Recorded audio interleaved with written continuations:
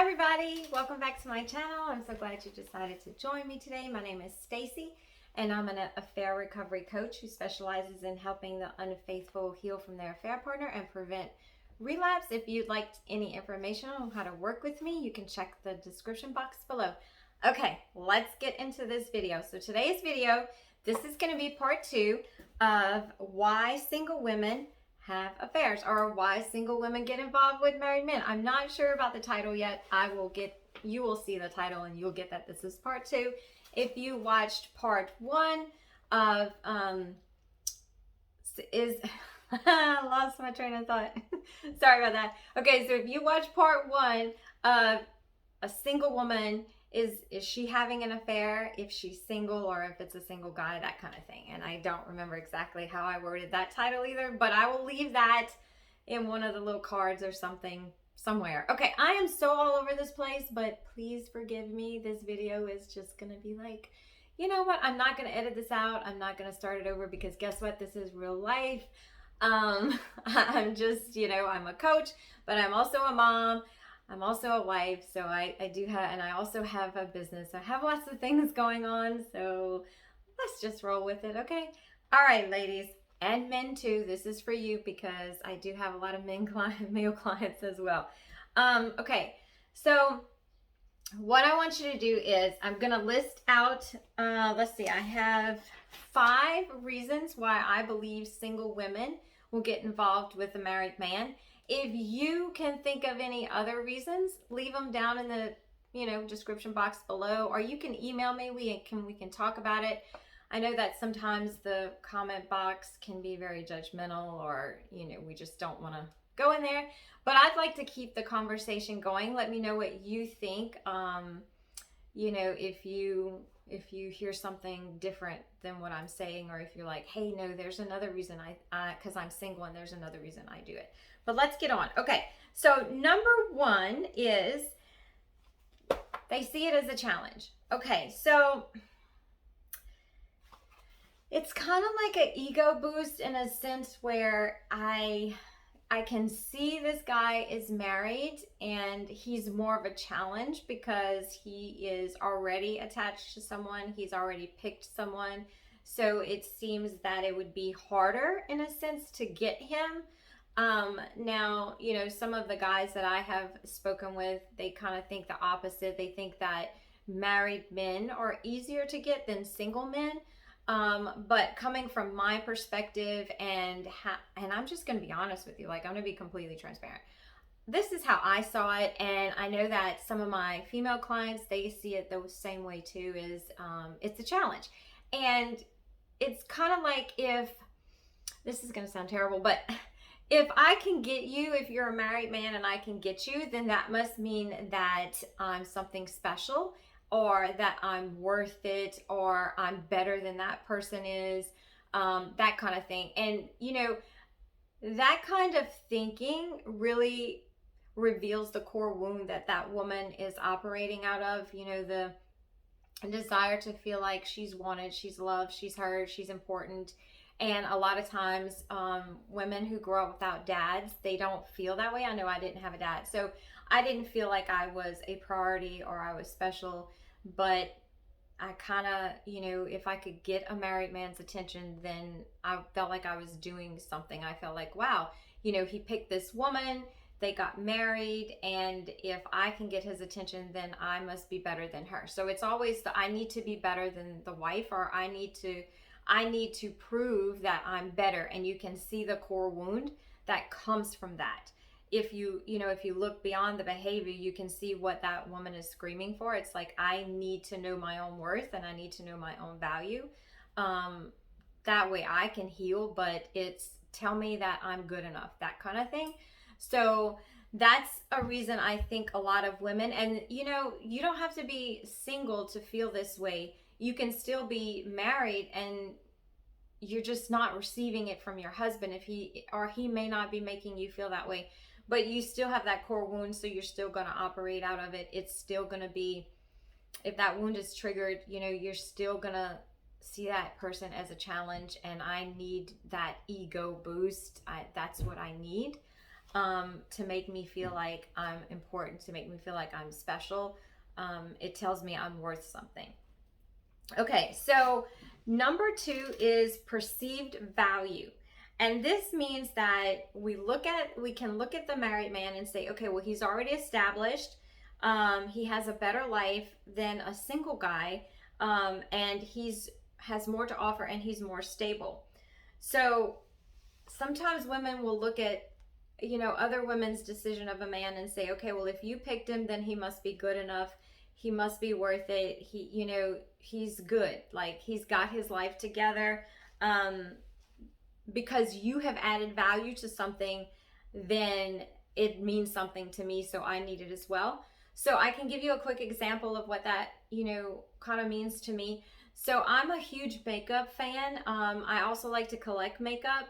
So I remember, a few years ago, like, if a makeup collection from a name brand company would come out, and they'd have this limited edition product, whatever it is, highlighter, lipstick or something, I had to have it.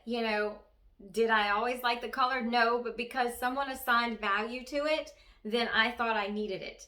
And we can do this when we're single, and if we're not single and we're married, if some other woman has assigned value to this man, then it's like, okay, well, I need him. Instead of thinking, okay, well, I need to get my own or find my own and let him be valuable to me, I need to have what you have, because you've already did the hard work, you did the leg work, and you have said that this guy is worth it. So therefore I need to go with your opinion. And we get in trouble with that, because if he's willing to have an affair with you, then there's some problems there. It's not saying he doesn't have value or she doesn't have value or anything like that. Our first sign should be, what's your core wound? Like, you have one. This is why you're having an affair, and I'm going to get in trouble. There's great pain for me if I get involved with you. So even though you might have your life together, you might be a doctor, a lawyer, or something like that, have all this stuff, there's something inside of you that says you might not be the best at relationships. And if I'm willing to get involved with you, I might not have the best coping skills and know how to have a healthy relationship with you either. So we'll be toxic together is what we'll get. Okay, so number 3, tired of dealing with single men. Sometimes we can feel like a married man would be more committed and does not shy away from commitment. Okay, so I've heard this before.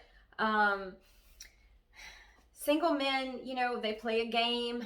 It's like, okay, well, all I want you is for sex. Or if you're a woman and you have a lot of money, or if you're a man and you have a lot of money, well, they just want you for your money, that kind of thing. But it's like, okay, I think that a married man would be easier to deal with because he's more trustworthy. He's married, right? That's where the deception comes in at. You cannot base that. Like, if you're going to have an affair with a married man, then he is not trustworthy. He is not more trustworthy than the single guy that just wanted you for sex and didn't stay with you. So the single guy who just wanted you for sex, or who ended up cheating on you or something like that, it's just saying that, hey, I'm picking the wrong guys. I'm drawn to the wrong guys. I need to pick another type of guy, not a married man. Because if that married man or married woman was truly trustworthy and truly believed in commitment, then they might not have an affair.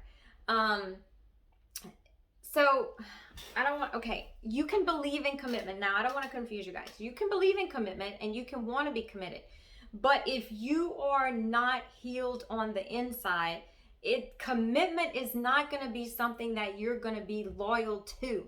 So we can say, hey, I'm going to marry you till death do us part. I'll never have an affair. And then when we're triggered, like if our core wound is triggered, then we're going to respond in having an affair. Not everyone. Some people respond and have, doing drugs or alcohol or something like that.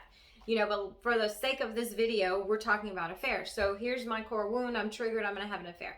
So that should be like a red flag to you. That should be a sign to you. Like I said in the previous one, if they're willing to have an affair, they're not 100% able to be loyal. So if they want to be loyal, if they set out to be a committed person and they're not completely healed, and or they don't know their wounds, or they don't know that, then there's no way they will be able to sustain being committed to you. Basically, that's what I'm saying. They're no different than the single man who decided he wanted to cheat on you, or he wanted you just for sex. You know, there's no difference. So don't let the ring, don't let the commitment to that person's, you know, to their spouse fool you. So if you go try to flirt with a married man and he brushes you off and he blows you off and he says no, okay, now you know that's a committed man. He is not going to cheat on his wife. If you go to a man and he's married and you're flirting with him, or he's flirting with you, then guess what?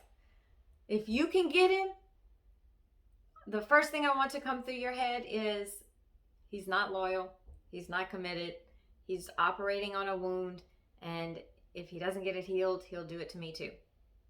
Not to mention we have our own wounds and stuff that we have to heal if we're flirting with married men, but that's a different story.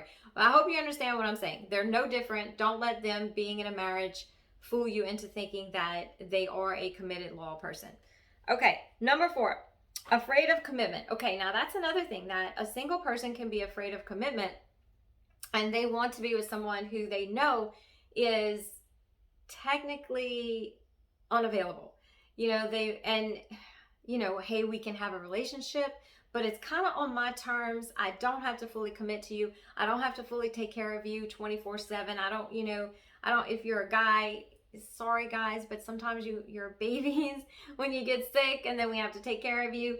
And that single woman, she may not want to do that. So she's like, okay, the wife can take care of all that stuff, have all the bad stuff and the bills and the kids and the responsibility, but I don't have to have any of it. I can just have my fun. We can just meet together. We can have sex, or, whatever. And there's no responsibility for me, from me at all. I'm good. Like, let the wife do it. I'll just be the fun person. And that's, a reason that sometimes women have an affair also. And so when you think about that, if you look at yourself, if that's you and you can relate with that, if you think, why am I like that? A lot of times it's because you're afraid of commitment. You're really unemotionally available. You don't want to be with someone. Maybe you've been hurt. You don't want to be in that fully committed relationship because you don't want to get hurt again, but yet you have emotional, relational needs that you want to get met. So it just feels safer to be with a married man, since you don't have to be all in. You can still have that wall up. That's not healthy either. That shows that, hey, you have some wounds that you need to get healed as well, that you need to work on, find out what they are, and learn how to have a healthy relationship and learn how to trust. And, if you've been hurt, get your heart healed from that and learn how to forgive and move on. Okay, so the next one is, you don't know your worth and value. And I say this a lot because I really believe it doesn't matter if you're single or if you're married. We don't know our worth and value because we're willing to settle for the little bit that we think they're giving us because, it feels good. We're empty, or we haven't had any attention, or I talk about core wounds and attachment styles all the time because I fully believe that this is the reason why people have an affair. It's not an excuse, but I believe there's a reason, and it's not your marriage. And I made a video about that, but we really have to learn our core worth. Like, what is our value? God created you for a purpose. He created you in his image. Like, he has a good life for you. He believes in you. But the problem for us, we don't believe in ourselves. We don't believe who God says we are because we allow other people's opinion of us to become our opinion of us. And if they think bad about us, we never rise to our full potential. So when we have an affair, our reputation can get ruined. They label us with all kind of labels and stuff. And if we stay under that label, it will constantly make us feel unworthy, constantly devalue us, and we will never rise to the potential that God says that we have. We won't even learn how to forgive ourselves. The problem is, when we're single, or even if we're married, we don't know we have these wounds, and we don't understand why I need a person to validate me, why I need a person to tell me that I'm worthy and I'm valuable. So we have to stop looking to other people to tell us our worth. You're not going to get it there, because when their opinion of you changes, your opinion of you is going to change, and that's going to make you like this. You're always going to be up and down, all over the place. You're never going to have that emotional stability or that contentment inside that you need. You're going to let everybody's opinion of you and all their negative words make you think that's who you are. And you may even have negative words about yourself because that's how you grew up. That's what you grew up hearing all the time. But none of it is true, and we don't have to believe it. So the next time you think about flirting with a married man, or you like him and he's cute or he's sexy, whatever you want to say, and he is flirting with you, stop for a moment and think about your worth, think about your value. You're worth so much more than the pain that relationship is going to drag you through. You know, you're worth so much more. It's better. One of my daughters says this all the time, and I'm so proud of her. She's like, Mom, I would rather not have any friends than settle for toxic friends, or settle for friends who are going to just bring me down with them and make me feel like I'm a terrible person. And you have to look at infidelity in the long haul, not just the short haul, not just the temporary feel good. Yeah, flirting might make you feel good about yourself. Yes, him interested in you might make you feel good about yourself. But in the long haul, you're going to lose your identity. You're not going to recognize who you are. Your heart is going to be shattered into a million pieces, and you're going to be drugged through the mud with this guy. And it's just not worth it. It's just not worth it. You are worth so much more than that. Okay, guys. So I hope you enjoyed this video. Like I said, if you want to keep the conversation going, just comment below if I'm sure there are many other reasons, but I picked these reasons because I feel like they are the most powerful driving force that causes single women to have an affair. So yeah, and if you want to work with me, check the description box below, and we can get those core wounds healed, and we can get you loving yourself and walking in the purpose that God gave you and saying no to infidelity. All right, guys, I'll see you in the next video. Bye.